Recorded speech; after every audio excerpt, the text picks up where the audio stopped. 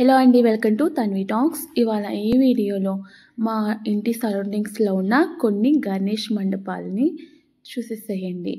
ఇది వచ్చేసేసి మనకి ఎంట్రన్స్లోనే ఇలాగా ఆంజనేయ స్వామి తోటి ఉందన్నమాట. చాలా బాగుందండి. ఇలాగా లోపలికి రాగానే మనకి ఇక్కడ వినాయకుడు ఎలా పుట్టారు అనేసి వినాయకుని జన్మం గురించి ఇక్కడైతే రాసుందనమాట. పార్వతీదేవి వినాయకుడిని ఎలాగా తయారు చేశారు, వినాయకుడు ఎలా పుట్టాడు అనేవి ఇక్కడ పిల్లలకి తెలియజేసే విధంగా ఇలాగా రాసున్నాయన్నమాట. ఈ వినాయకుడు అయితే చాలా చూడచక్కగా ఉన్నారండి. వినాయకుడు ఎలా జన్మించారంటే పార్వతీదేవి నలుగు పిండితోటి ఒక బొమ్మని చేసి దానికి ప్రాణం పోసింది అంటారు కదండి. అలాగే ఇక్కడ 101 కిలోల నలుగు పిండితోటి ఇక్కడ వినాయకుని బొమ్మ అయితే తయారు చేశారనమాట. అచ్చం ఆ పార్వతీదేవి చేతులతోటి వినాయకుడిని చేస్తున్నట్టుగా ఇక్కడైతే విగ్రహాన్ని అయితే కొలువుదీరిందనమాట. చాలా అంటే చాలా చూడచక్కగా ఉందండి. చాలా బాగుందన్నమాట.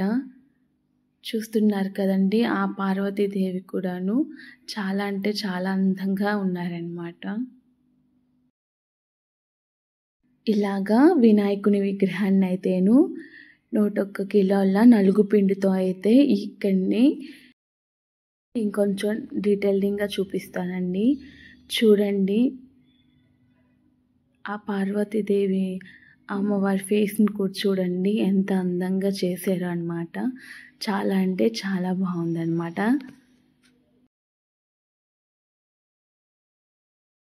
ఇదే మండపంలో ఇలాగా ఎగ్జిట్లో ఇలాగా కృష్ణుడిని అయితే అలంకరించారనమాట. చుట్టూ కూడాను చాలా బాగుందండి. ఇది కూడాను ఇలాగా ఈ మండపం అయితే అందరినీ కూడాను ఆకర్షిస్తుంది అనమాట. చాలా అంటే చాలా బాగా తీర్చిదిద్దారండి ఈ గణేష్ మండపాన్ని అయితే మటుకి చాలా. అలాగే ఇది వచ్చేసేసి ఇక్కడ మండపంలోని గణేషుని లడ్డు అనమాట. ఇది మొదటి మండపం అండి. ఇప్పుడు ఇంకొన్ని గణనాథుల మండపాలని చూసేసేయండి.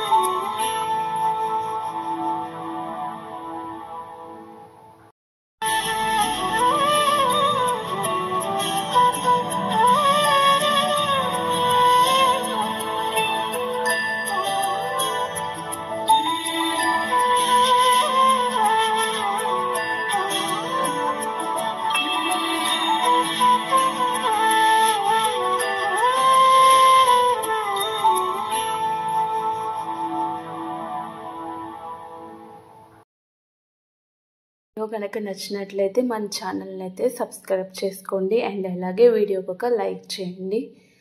మీ ఫ్రెండ్స్ అండ్ ఫ్యామిలీ మెంబర్స్కి ఈ వీడియోని అయితే షేర్ చేయండి. Thanks for watching.